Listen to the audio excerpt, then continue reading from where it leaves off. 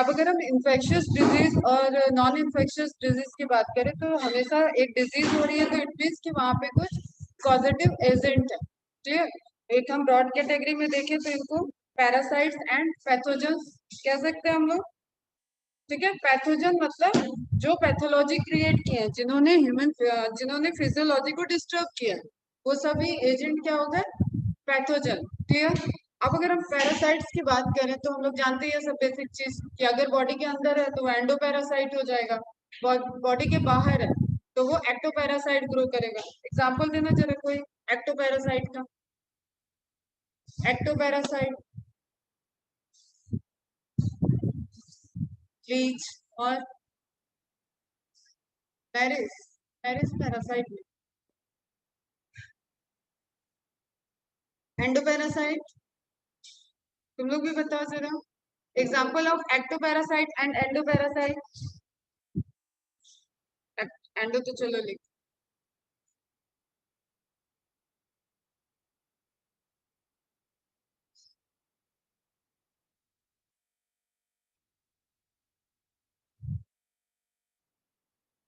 Body के externally part से occupy करके और वो न्यूट्रिटिव वैल्यू टिश्यू से या ब्लड को शक कर रहा है या वॉट एवर द न्यूट्रिटिव। अगर प्लांट का एक्टोपैरासाइट है तो ऑब्वियसली वहां ब्लड शक नहीं कर रहा हो।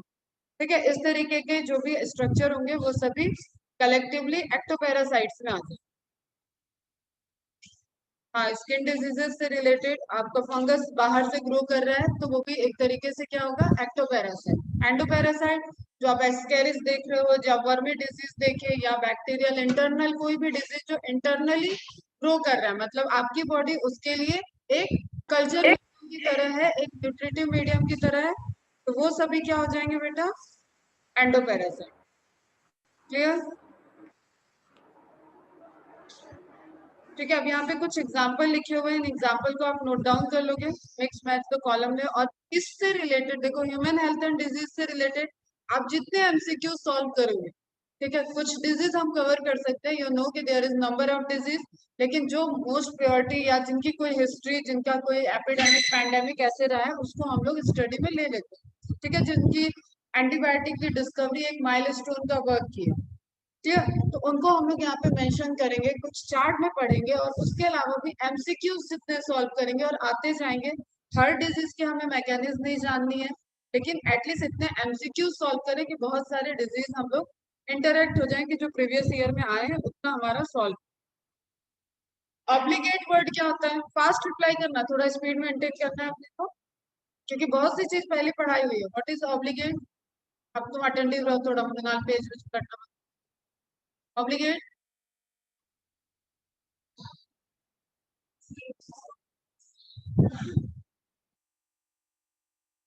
फैकल्टेटिव। हाँ, तेज बोलो अनुष्का, तेज। कशिश तेज बोलो।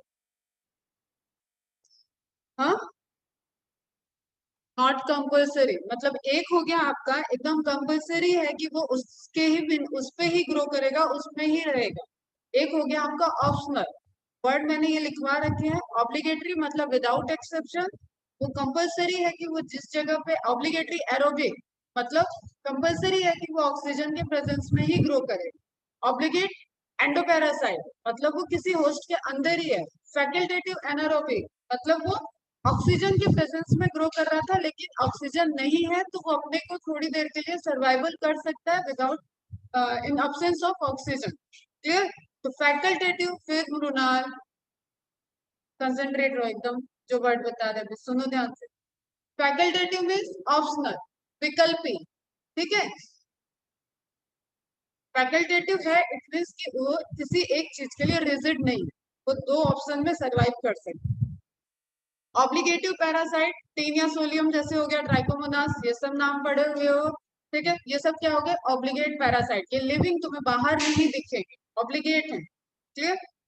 टेम्परेरी पैरासाइट, टेम्परेरी मतलब वो लिविंग एक्सटर्नली भी दिख रहे हैं और इंटरनली भी दिख रहे हैं, वो हमेशा पैरासिटिक बिहेवियर नहीं शो कर रहे हैं, फ्रीली लिविंग भी है लेकिन पैरासाइट भी शो कर रहे हैं, तो दैट इज टेम्परेरी।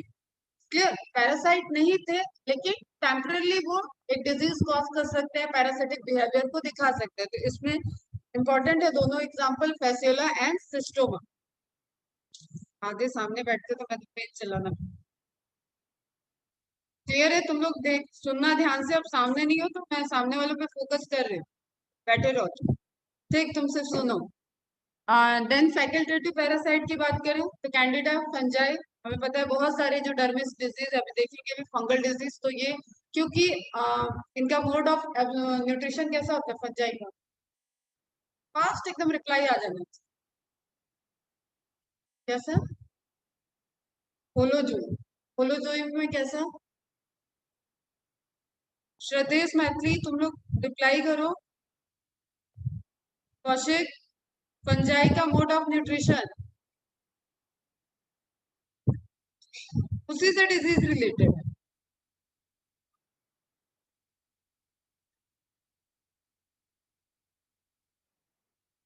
सेप्रोफिटिक ठीक है, हेट्रोट्रॉफिक भी ठीक है, और स्पेसिफिक में आओ। अब ऑब्वियसली हम यहाँ पूछ रहे हैं बेटा, तो टेंथ वाले आंसर नहीं चाह रहे हैं ना, सेप्रोफिटिक होते हैं हेट्रोट्रॉफिक।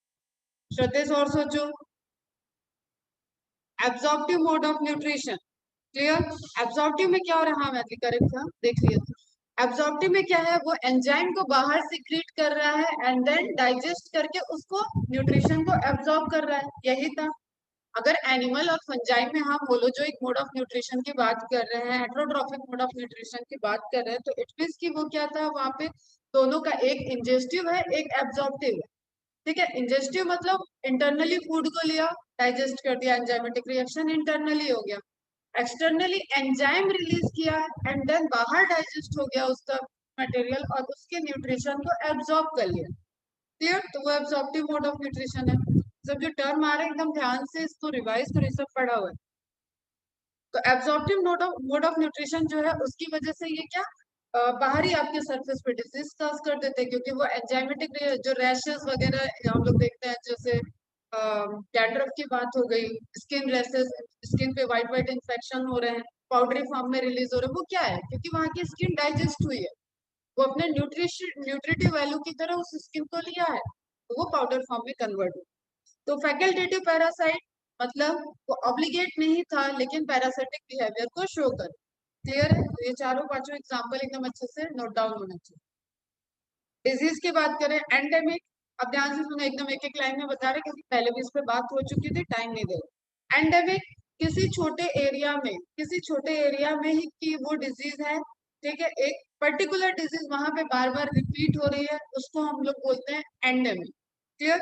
एपिडेमिक मतलब एक एंडेमिक से थोड़ा सा लार्जर एरिया, क्लियर, और कोई सर्टेन डिजीज वहां पे हुई है और वो वहां पे बाई चांस मतलब हुई है, ऐसा नहीं कि वो एंडेमिक, जैसे ऐसा हो गया ना कि जैसे मैंने बताया किसी जगह आयोडीन की कमी है, जैसे तुम्हारे कोस्टल एरिया में आयोडीन है, ठीक है, सी फूड के थ्रू तुम्हारे बॉडी में जा रहा है, तो यहाँ की एंडेमिक डिजीज नहीं है ग्वाइटर, लेकिन एकदम हाई हिल पहाड़ों की एक एंडेमिक डिजीज हो गई ग्वाइटर, वो वहां पे किसी इन्फेक्शन की वजह से नहीं हो रही है, वो वहां की एक ऐसी डिजीज है जो रिपीटेडली जिसके चांसेस ज्यादा है, डिफरेंस समझ में आ रहा है दोनों में, ठीक। एपिडेमिक क्या हो गया, just because of certain reason वहां पे एबनॉर्मेलिटी हुई, कोई वायरल इन्फेक्शन हुआ, कोई बैक्टीरियल इन्फेक्शन हुआ, ऐसी कोई डिजीज जिसकी वहां पे ओरिजिनेट हुई है, फिर हो रही है, खत्म हो जाए, एक हो गई वहां के ट्रेंड, वहां के हैबिटेट की वजह से वहां पे वो डिजीज के चांसेस ज्यादा है, किसी मिनरल्स की कमी से, वाटर में किसी कंस्टिट्यूएंट के अधिकता होने से, ठीक है, कि उस फ्लोरीन है तो उसके वजह से कोई डिजीज हो रहा है, क्या चीज वहां के वाटर में, तो वो हो गया एंडेमिक। एंड किसी इंफेक्शन से कोई एरिया में डिजीज हो रही है छोटे एरिया में, वो हो गई एपिडेमिक, जैसे अफ्रीका कई सारे डिजीज का एपिडेमिक एरिया है, क्लियर। फिर पैंडेमिक, हमें पता है वर्ल्ड वाइड अगर कोई एपिडेमिक डिस्ट्रीब्यूट हो गई तो वो हो जाएगी पैंडेमिक। क्वारंटाइन वर्ड अभी सबने सुन रखा है, क्वारंटाइन इज आइसोलेशन। फिर आ जाता है एक वर्ड प्रोफाइलेक्सिस, कि प्रिवेंटिव मेडिकेशन, जैसे उसका इलाज नहीं है लेकिन हम लोग प्रिवेंटिव मेडिकेशन कर रहे थे, ये इंपॉर्टेंट टर्म है जिसको तुम लोग सुन नहीं रहे, ठीक है, ये क्वेश्चन में आ सकता है। कोरोना के पॉइंट ऑफ व्यू से जो नए नए टर्म हम जहां जहां बताएंगे उसको नोट डाउन कर लो। प्रोफाइलेक्सिस क्या हो गया, कि हम उसका क्योर नहीं पता है लेकिन हम कुछ प्रिवेंटिव मेडिकेशन कर सकते हैं, जैसे स्टीम ले रहे थे, काढ़ा पी रहे हैं, डिस्टेंस बना रहे हैं, मास्क यूज कर रहे हैं, हाइजीन मेंटेन कर रहे हैं, स्टिल वी डोंट नो कि इससे 100% हम सेफ है या नहीं, लेकिन हम ये जान रहे हैं कि हम ऐसा करेंगे तो हम सेफ्टी कैरी कर रहे हैं, एक तरीके से सेफ्टी मेजर्स यूज कर रहे हैं। तो उनको टेक्निकली टर्म क्या होता है मेडिकल में, प्रोफाइलैक्सिस। क्लियर है? Endemic, epidemic, pandemic, quarantine and prophylaxis is preventive medications. आप क्या प्रिवेंशंस ले रहे हैं, क्या प्रिवेंटिव, जैसे क्लोरोफिन, हाइड्रोक्सीक्लोरोक्विनोन दिया गया था प्रिवेंटिव मेजर्स के तौर पर, ठीक है। तो लाइक जो भी आप एक प्रिडिक्टिव वे में आप देख रहे हो कि हाँ इस तरह अभी इसकी ड्रग नहीं है लेकिन हम ये कर लेंगे, कुछ एंटीबायोटिक ले रहे हैं, कुछ आइसोलेट करके कॉमन सी दवाइयां दी जा रही थी, जस्ट ऑब्जर्वेशन में रखा जा रहा था इंडिया में, बेसिकली एशिया कंट्रीज की बात करें जहाँ पे कि कोई इतना मोर्टेलिटी रेट हाई नहीं था, तो एक आइसोलेट करके बस हमने उसको सबसे अलग कर दिया और उसके पैरामीटर को हम चेक कर रहे हैं, और सेचुरेशन, ऑक्सीजन सेचुरेशन देख रहे हैं, ब्रीदिंग देख रहे हैं उसकी, ठीक है, किस तरीके से उसकी बॉडी रिस्पॉन्स कर रही है उतना देख रहे हैं, तो वो कुछ इनिशियल मेडिकेशन से ही वो क्योर हो जा रहे हैं। पैरासिटामोल यूज की गई, ऐसे जनरल एंटीबायोटिक्स यूज की गई जो दूसरे दूसरे डिजीज में यूज किया जा रहा है, अनटिल एंड अनलेस की किसी को हाई बीपी, किसी का ऑलरेडी किडनी का इलाज चल रहा हो, लिवर का ट्रीटमेंट चल रहा हो, वो थोड़ा सा ज्यादा ससेप्टेबल थे इसके। क्लियर? अब पैथोजन आ रहा है बॉडी में तो वो किसी किसी मोड से इन्फेक्शन करेगा, ठीक है। दो मोड हो गए ब्रॉडली, हम सब चीज ब्रॉडली तुम लोग को एक ओवरव्यू दे रहे हैं, ठीक। मेनली दो मोड हो गए कि एक या तो वो आपका टिश्यू डैमेज कर रहा हूँ, जो सेल और टिश्यू वाला सिस्टम है उसको डैमेज कर रहा हूँ, ठीक है। या तो वो कोई टॉक्सिन सिक्रीट कर रहा है, टॉक्सिक सिक्रीशन कर रहा है, तो टॉक्सिक सिक्रीशन दो तरीके का हो गया, या तो वो एक्सोटॉक्सिन रिलीज कर रहा है और वो टॉक्सिन फ्लो होके ब्लड में डिसॉल्व होके वो फ्लो होके जा रहा है और नंबर ऑफ लोकेशन पे वो इन्फेक्ट कर रहा है, ठीक है। एकदम ब्रॉडली बात कर रहे हैं, फिर जैसे डिजीज में आएगा तो उसके पॉइंट ऑफ व्यू से बात। एंडोटॉक्सिन क्या हो गया, उसने रिलीज किया और उसके सरफेस पे ही वो टॉक्सिन है, किसने, उस बैक्टीरिया और वायरस के सरफेस पे वो टॉक्सिन है और वो जाके बस टच किया, टच किया, टच किया, वो सब क्या हो गया, उसको जिसके जिसके कांटेक्ट में वो अंदर आ रहा है सेल में, ऑर्गन में, वो वहां डैमेज कर, ठीक है। एक सिक्रीशन सिक्रीट कर रहा है, टॉक्सिक मटेरियल है जो कि हमारी नॉर्मल सेल्स को इन्फेक्ट कर रही है, डैमेज कर रही है, ठीक।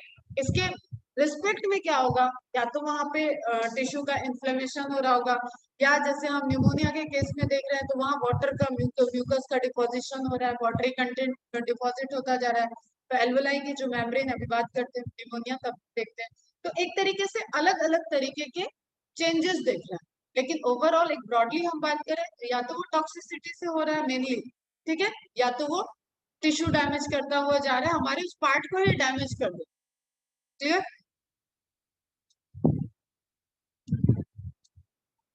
अब एनसीईआरटी में जो ये हम लोगों का कल का कुछ सारी बातें चली थी वो सब यहाँ पे लिखा हुआ है। Balance diet, personal hygiene and regular exercise are very important to maintain good health. Yoga has been practice since time immemorial to achieve physical and mental health. किसी को नहीं पता कि ये योगा वगैरह कब से चल रहा है, लेकिन चल रहा है काफी, और इसके हैं आउटपुट तो है। Awareness about disease and their effect on different bodily functions, vaccination against infectious disease, proper disposal of wastes, control of vector and maintenance of hygiene in food and water। ये सब आपका क्या हो गया, डेली रूटीन की चीजें हो गई जिससे आप एक लेवल हायर रहोगे। जो लोग इस तरीके को नहीं फॉलो कर रहे हैं वो आपसे ज्यादा ससेप्टेबल होंगे किसी पर्टिकुलर डिजीज को होने के। कोई आपके ऊपर वायरल अटैक हो रहा है, कोई बैक्टीरियल अटैक हो रहा है और आप इस तरीके के प्रिवेंटिव मेजर कर रहे हो, वो उस फूड में था, स्ट्रीट फूड में था, आप उसको ले ही नहीं रहे हो, आप देख रहे हो कि प्रॉपर वो स्ट्रीट फूड वाला कैसे वो कुकिंग कर रहा है, क्या वो हाइजीन मेंटेन कर रहा है, तो ऑब्वियसली आप एक लेवल ऊपर हो, आपने वहां का खाना ही नहीं खाया। जरूरी नहीं है कि हमेशा खाने से हो जाए, लेकिन that is preventive measures type. And water resources are necessary for achieving good health. ये पैराग्राफ आपने ऑलरेडी पढ़ा हुआ है और ये पैराग्राफ आप एनसीईआरटी का मार्क करके रखो, ठीक है। ऐसे इजी क्वेश्चन आएंगे नहीं, बट ऐसे क्वेश्चन आपको सेंटेंस वाइज हो सकते हैं, तो वहां पे आपको क्लियर करना। when the functioning of one or more organs or system of the body is adversely affected, characterized by appearance of various sign and symptom. कल हमने देखा था साइन और सिम्टम होते हैं डिजीज के. We say that we are not healthy. ठीक, हमारी नॉर्मल फिजियोलॉजी डिस्टर्ब हुई, इट मीन्स कि वी हैव अ डिजीज. तो ये लाइन इंपॉर्टेंट है. ठीक है, डिजीज का जो डेफिनेशन हो गया यही हो गया. Diseases can be broadly grouped into infectious and non-infectious diseases which are easily transmitted. Transmitted word को underline कर लेना. From one person to another are called infectious disease. Infectious diseases are very common and every one of us suffers from these at some time or other. Infectious disease ऐसी होती है, common है. कुछ नहीं तो सर्दी तो सबको हुई हुई है. ठीक है, और एक को सर्दी होती है तो दूसरे को वो फैलती है. ठीक, तो इस तरीके के इन्फेक्शियस डिजीज से हम लोग कोई ना कोई कभी ना कभी जरूर फेस किया हुआ. Some of the infectious disease like AIDS are fatal. Among non-infectious disease, cancer is the major cause of death. Drug and alcohol abuse also affect our health. तो कल हम लोगों ने 3 पॉइंट देखे थे. इन्फेक्शियस, फैटल में हमने देखा था एड्स, एंड नॉन इन्फेक्शियस में सबसे ज्यादा जो फैटल है वो है कैंसर. ठीक है, फैटल मतलब जहाँ पे डेथ की पॉसिबिलिटी एकदम 100% है इन दोनों. ड्रग एंड अल्कोहल अब्यूज, ऐसे आपके डेली रूटीन की वजह से आप एक लिमिट के ऊपर अगर अल्कोहल और ड्रग्स कंज्यूम कर रहे हो तो दे ऑल्सो में अगर सर्टेन डिजीजेस. कॉमन डिजीज की बात करें तो यहाँ पे ब्रॉडली आपको अगेन वही कैटेगराइज किया गया पूरे चैप्टर में, bacterial, viral, fungal and then non infectious and then AIDS वगैरह की बात करके, और ड्रग्स अल्कोहल को से रिलेटेड आप जो एबनॉर्मलिटी हो रही है उसको डिस्कस करके चैप्टर खत्म हो जाएगा. तो सबसे पहले हम लोग देखेंगे बैक्टीरियल डिजीज से. A wide range of organisms belonging to bacteria, viruses, fungi. Protozoa, अच्छा प्रोटोजोआ भी है. हेलमिंथ है जिसमें तुम्हारा अपने आप में मलेरिया आ रहा है. ठीक है, helminth could cause disease in man. Such disease causing organisms are called pathogens. Most parasites are therefore pathogens as they cause harm to the host by living in or on. वही क्या बात हो गई है, एक्टो और endo. Clear. The pathogen can enter our body by various means, multiply and interfere with normal vital activities. जो हमारी normal vital activities है, जो हमारे विसरल ऑर्गन्स फंक्शन कर रहे हैं, उनको वो क्या करेंगे, एबनॉर्मल करेंगे, resulting in morphological and functional damage. ये लाइन इंपॉर्टेंट है, नोट डाउन कर लेना. हमेशा पैथोलॉजी जब हम देख रहे हैं कि एक फिजियोलॉजी में चेंज हुआ तो हमारे माइंड में रहना चाहिए कि स्ट्रक्चरल जो एल्वोलाई का लॉस हुआ, जैसे हमने निमोनिया का उसके स्ट्रक्चर में लॉस हुआ, तो दैट इज मॉर्फोलॉजिकल. वहां पे हम इंटरनल ऑर्गन की मॉर्फोलॉजी की बात कर रहे हैं. ये स्टेटमेंट तुम लोग गलत कर सकते. ठीक है, एक्सटर्नली उस डिजीज का कोई आपको ऐसा मॉर्फोलॉजिकल चेंज नहीं दिखा. जैसे किसी में आपको फंगल डिजीज में मैंने बात की कि रैशेस दिख रहा है. ठीक है, ब्लड की कमी है, आपका चिकनाई वगैरह में आपका कलर चेंज हो रहा है. जॉन्डिस की बात कर रहे हैं, आपको एक्सटर्नली मॉर्फोलॉजी में चेंज दिख रहा है. ठीक है, तो वो एक्सटर्नल मॉर्फोलॉजी हो गया. लेकिन जब आप लीवर की बात कर रहे हो तो लीवर की भी एक अपनी मॉर्फोलॉजी है. लीवर आपके हाथ में है तो वो दिख कैसा है, तो इस स्टेटमेंट को ध्यान में देना. And interfere with the normal vital activities resulting in morphological and functional damage. Clear? कोई डिजीज ऐसे आए जो इंटरनल ऑर्गन की मॉर्फोलॉजी में चेंज कर रहा है तो ये ऑप्शन में रहेगा, तो आप उसको ध्यान से पढ़ो.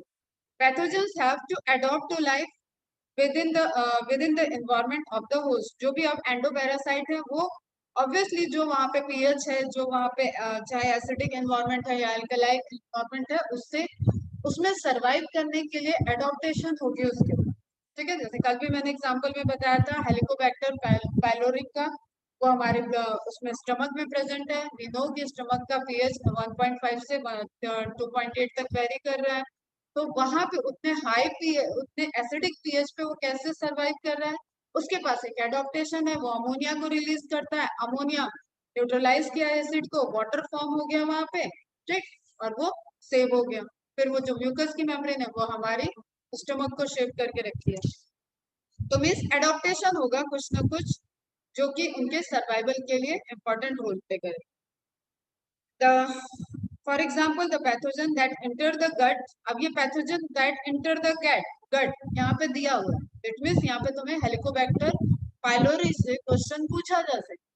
क्लियर, क्योंकि वो एसिडिक एनवायरनमेंट में सर्वाइव कर रहा है. और हमें पता है मिलियंस ऑफ बैक्टीरिया है, लैक्टो एसिड बेसिलाई पूरा हम लोग देख रहे हैं, ये सब उसी इन्वायरमेंट में ग्रो कर रहे हैं। वो उनका हम लोग का हेल्दी फ्लोरा माइक्रो फ्लोरा जो है वो भी वहाँ ग्रो कर रहा है। तो हम बिसाइड्स ऑफ डिजीज अगर हम हेल्दी माइक्रो फ्लोरा की बात करें तो उनके पास भी अडॉप्टेशन है कि वो उस मीडियम में किस तरीके से ग्रो कर रहे हैं। ठीक, जैसे सलाइवा में लाइसोजाइम रिलीज हो रहा है, लाइसोजाइम का काम है कि कोई ऐसे बैक्टीरिया आ रहे हैं फूड में तो उसको वो डाइजेस्ट कर दे। लेकिन हमारे माइक्रो बकल कैविटी का जो माइक्रोबियल फ्लोरा, जो पॉजिटिव माइक्रो फ्लोरा है, उस पर वो एक्ट नहीं कर रहा है। Clear? That is adaptation. For example, the pathogen that enter the gut must know a way of surviving in the stomach at low pH and resisting the various digestive enzymes. A few representative members from different groups of pathogenic organisms are discussed here along with the disease cause. अब देखो, तुम्हें ध्यान रखना कि जब भी हम कोई डिजीज पढ़ा रहे हैं तो कुछ कंटेंट तो बियॉन्ड एनसीईआरटी जाएगा ही जाएगा, लेकिन आपको कैसे पढ़ना है, कंटेंट तो सारा सुनना है ताकि हमें समझ में आए, हम डिजीज को समझे। जैसे हम लोगों ने पूरी बायोलॉजी समझ समझ के पढ़ी है, इसलिए मैं कंटेंट में कोई कॉम्प्रोमाइज नहीं करने वाली हूँ, कंटेंट में पूरा दूंगी। ठीक, एक्स्ट्रा भी दूंगी जहां से आपको डिजीज समझ में आ जाए कि इन फ्यूचर आप कभी भी डिजीज के बारे में सुने तो आपको बेसिक नॉलेज हो कि वो कैसे आई, कैसे पैथोलॉजी क्या है, उसकी एटियोलॉजी क्या है, और उसके बाद उसका सिम्टम्स क्या है, उसके क्योर कैसे, टेस्ट क्या है, और उसका ट्रीटमेंट क्या है। इतनी चीजें हमें जाननी है, लेकिन फोकस आपको किस पे करना है? पैथोजन पे। उस डिजीज का पैथोजन क्या है, क्वेश्चन में ध्यान रखना है। इंक्यूबेशन पीरियड वाला क्वेश्चन टफ होता है, आप ध्यान नहीं देते हो ये मिस हो जाता है। तो इंक्यूबेशन पीरियड ध्यान में रखना है। हर एक डिजीज जो भी आएगी उसका इंक्यूबेशन पीरियड मतलब वो हम हमारे अंदर एंटर की और जब तक उसका सिम्टम आए। ठीक है, पैथोजन, इंक्यूबेशन पीरियड, फिर अगर कोई कैरियर है, कोई होस्ट है उसका, ठीक है, कोई वेक्टर है, उसके बारे में हमें ध्यान में रखना है। उसका वो डैमेज क्या कर रहा है वो हमें ध्यान रखना है। ठीक, और वो डिजीज के एंटीबायोटिक क्या है, एंटीबायोटिक या ट्रीटमेंट हम किस तरीके से कर रहे हैं, और टेस्ट। ये कुछ चीजें ऐसी हैं जो आपको हर डिजीज के डायग्नोसिस का ये तो आपको ध्यान रखना ही रखना। आप नोट्स बनाओ या ना बनाओ, हर डिजीज का एक शॉर्ट ऐसे टेबल फॉर्म में आई थिंक मॉड्यूल में भी दिया होगा, तो मॉड्यूल से देखना हर एक डिजीज जो कवर हो रही है उसके बारे में जो भी इंफॉर्मेशन दी हुई है। जैसे पहले अपन देखते थे स्लाइड और मॉड्यूल मैच कर लेते थे, वैसे फटाफट हर दिन के लेक्चर के बाद 1 घंटे भी निकाल के दोगे तो ये चैप्टर प्रिपेयर हो जाएगा। और साथ ही साथ जब ये 14 फेब को होगा तो आप वहाँ पे रेडी हो गए एकदम एमसीक्यू वगैरह कर, तो आपको प्रॉब्लम नहीं होगी। ठीक है, समझ में आया? अब हम डिजीज बाय डिजीज स्टार्ट करते हैं। तो एक जो चीज जो मिस होती है, देखो कॉजिंग एजेंट सबको याद रहता है, कॉजिंग एजेंट जितने एनसीईआरटी में दिए वो पूरे इंडिया के बच्चे अगर नहीं याद करके आ रहे हैं तो उनको कोई मतलब ही नहीं मेडिकल एग्जाम देने का कि वो डिजीज का कॉजिंग एजेंट जो एनसीईआरटी में मेंशन है वो आपने नहीं याद, वो तो याद होगा। तो उसको हम ले लेते हैं कि इजी इजी क्वेश्चन है। ठीक, तब कहाँ होगा, एक जो सिली सा मिस्टेक होता है इंक्यूबेशन पीरियड। ठीक है, डेज, मंथ, वीक इस तरीके से लिखा रहता है। तो डेज मंथ वीक आपको ध्यान नहीं है, आपने डिजीज को अच्छे से समझा नहीं, तो वहां पे एक गलती होती है। तो इंक्यूबेशन पीरियड हर एक डिजीज का इंक्यूबेशन पीरियड चाहे टेबल में मेंशन हो या नहीं, हम मेंशन करके देंगे, उसको ध्यान में रखें।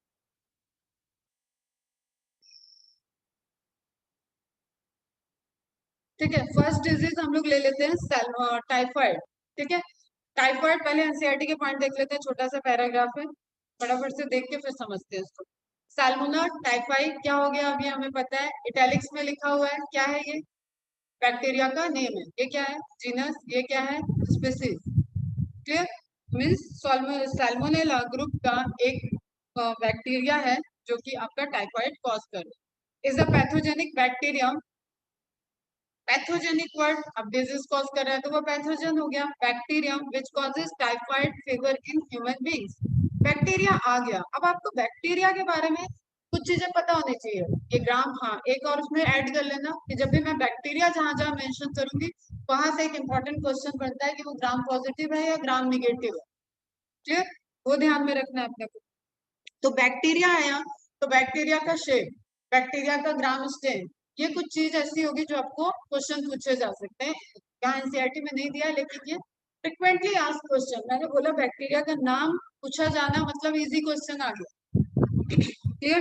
तो साल्मोनेला टाइफी, और ये तो बिल्कुल ही इजी है, डिजीज से रिलेटेड नाम इज अ पैथोजेनिक बैक्टीरियम। ये वहां पे आपको हेल्प कर देगा जब आपको मैच द कॉलम आया होगा और एक एश्योर आपको डिजीज पता है कि साल्मोनेला टाइफी, और बाई चांस आपके जैसे 2020 में हुआ कि मैच द कॉलम वाले क्वेश्चन बहुत फास्ट एक एक ऑप्शन से फर्स्ट ऑप्शन से सॉल्व हो रहे हैं, तो बाई चांस अगर साल्मोनेला टाइफी सिर्फ एक एग्जांपल एक एक ऑप्शन में दिया हुआ है तो वो आपका easy easy match the column होगा।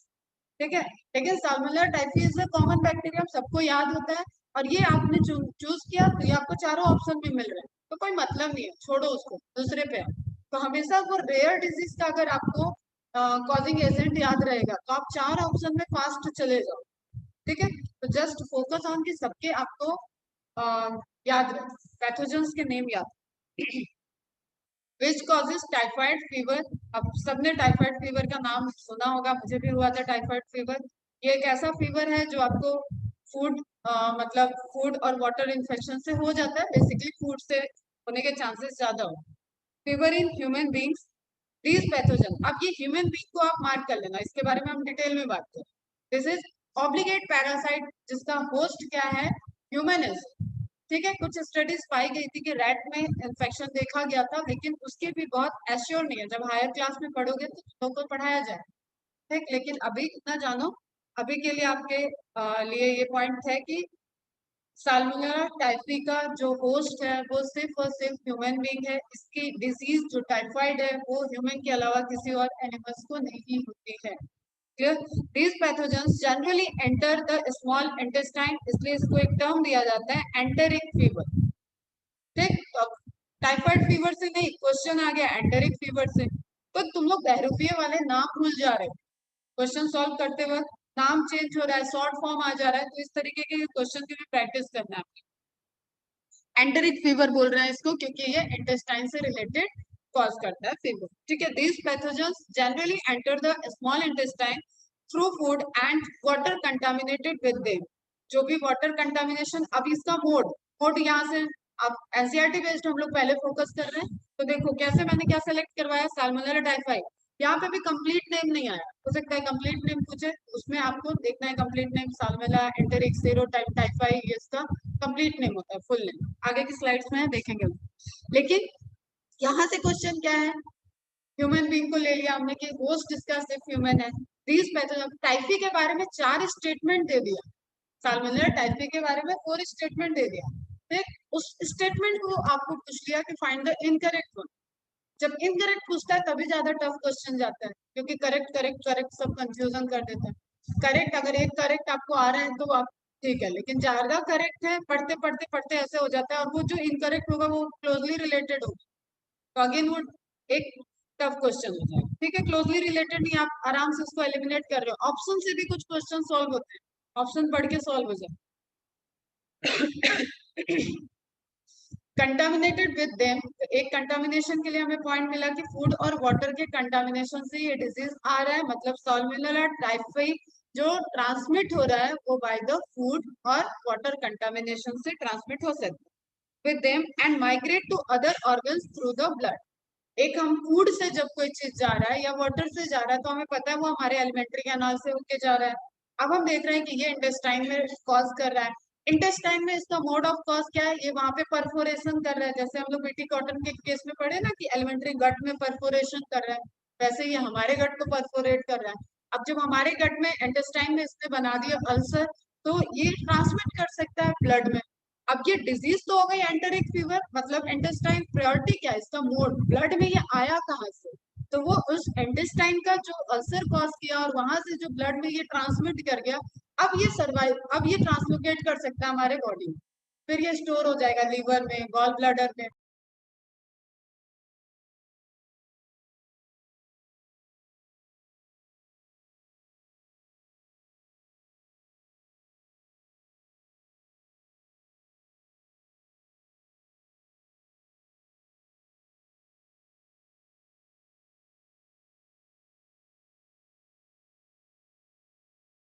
विजिबल है स्क्रीन?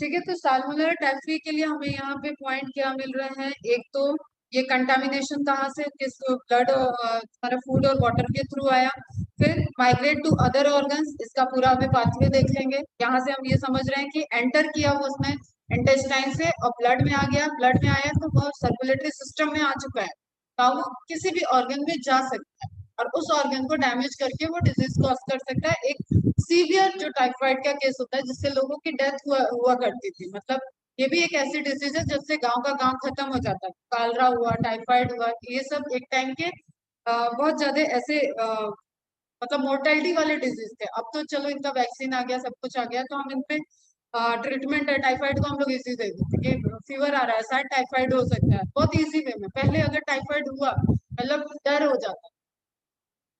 तो सस्टेन्ड हाई फीवर, अब फीवर आना कई डिजीज का तुम्हारा कॉमन सिम्टम है। मलेरिया में भी फीवर आ रहा है, नॉर्मल आप स्ट्रेस हो तो भी थोड़ा फीवर आएगा बॉडी में। कंटिन्यू फीवर बना हुआ है, यूटीआई है, यूरिनरी ट्रैक इन्फेक्शन, उसमें भी आपको फीवर आता है।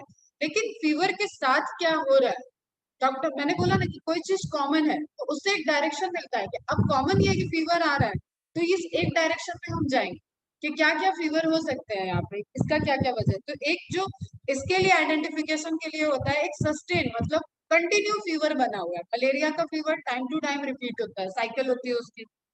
यूटीआई का फीवर आपको थोड़ी सी ठंड के साथ, थोड़ी कपकपी के साथ आएगी। मलेरिया का फीवर थोड़ा कपकपी के साथ आएगा। टाइफाइड का फीवर एब्डोमिनल पेन के साथ आएगा क्योंकि यहाँ इंटेस्टाइन डैमेज हुआ है। तो इस तरीके का रिलेटेड इन्फॉर्मेशन भी ध्यान में रखो।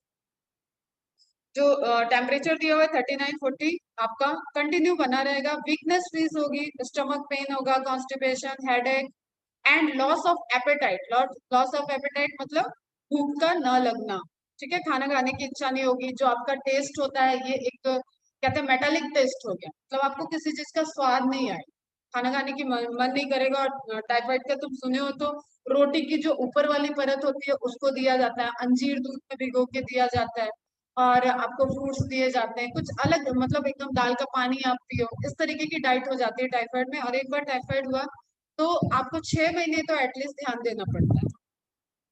Headache and loss of appetite are some of the common symptoms of the disease. तो कॉमन सिम्टम्स में ये पॉइंट आपके हो गए। इंटेस्टाइनल परफोरेशन, ये ध्यान रखना, ठीक है। ऑप्शन में अब ये सारे आ सकते हैं तो ऑल ऑफ द अबव आपको जाना पड़ेगा। इंटेस्टाइनल परफोरेशन एंड डेथ में अकर इन सीवियर केसेस, अगर और कोई ऑर्गन आपका डैमेज हो रहा है, सीवियर डैमेज हो गया है, इंटेस्टाइन आपकी परफोरेट हो गई है, तो ऑब्वियसली आपका एपेटाइट ऐसा कम, एक इच्छा होती है, एक होता है कि अब आप खा ही नहीं सकते हो, खा भी रहे हो तो आपका इंटेस्टाइन वर्क नहीं कर रहा है, उसको डाइजेस्ट प्रॉपर नहीं कर रहा है, एब्जॉर्ब नहीं हो रहा है, तो धीरे धीरे धीरे धीरे आपकी डेथ की तरफ आपकी बॉडी बढ़ती जाएगी। मतलब जो भी पेशेंट है उसकी बॉडी डेथ की तरफ जाएगी क्योंकि उसका फूड इनटेक कम हो चुका है। क्लियर। तो typhoid fever could be confirm by Widal test. अब ये टेस्ट ध्यान में रखना है जो कि अब बहुत ज्यादा, अगर आप इसको बोले कि 100% सही एक्यूरेट रिजल्ट देता है, उसमें ये टेस्ट नहीं आता है।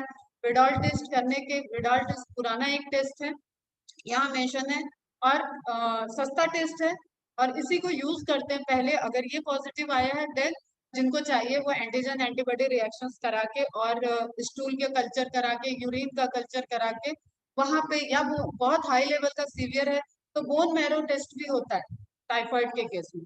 तो अलग अलग लेवल पे टेस्ट है इसके, डिफरेंट डिफरेंट, लेकिन जो कॉमन टेस्ट है विडॉल टेस्ट जो आपसे पूछा जाएगा वो भी विडॉल टेस्ट है।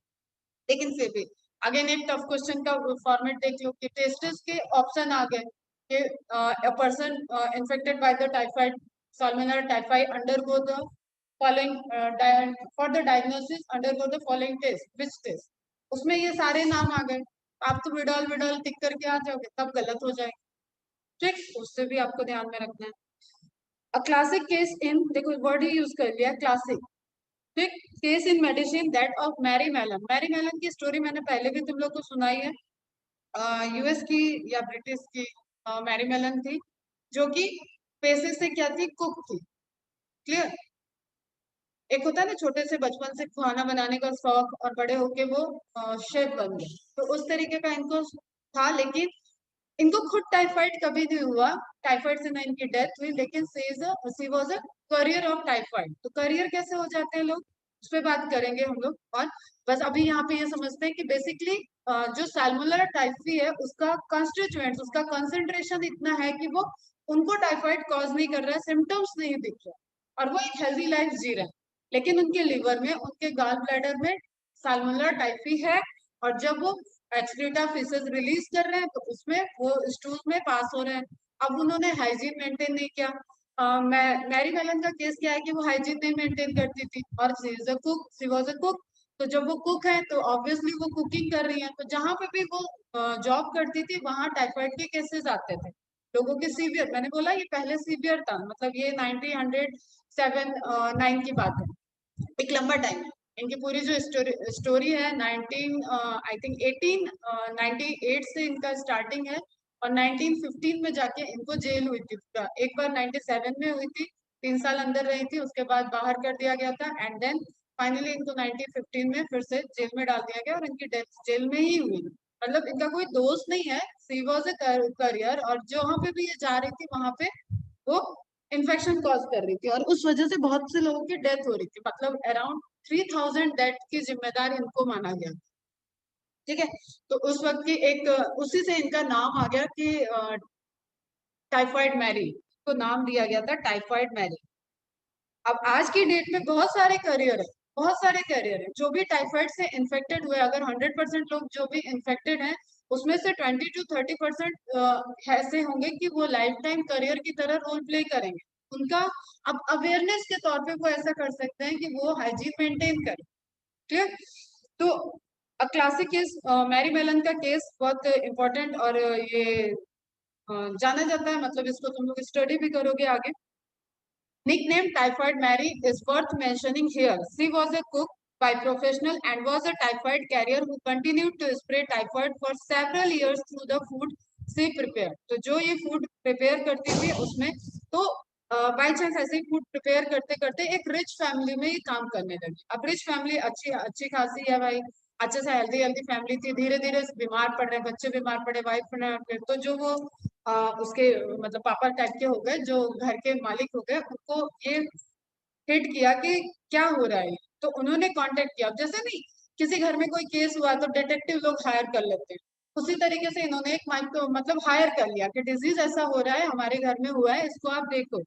तो इन्होंने क्या किया था कि मैरी का क्या इनका ड्रॉबैक ये था कि ये कहीं पे भी डिजीज होता था ये चली जाती। और जैसे मैंने बताया ना कि एक मिथ कि मुझ में कोई ऐसा दोष है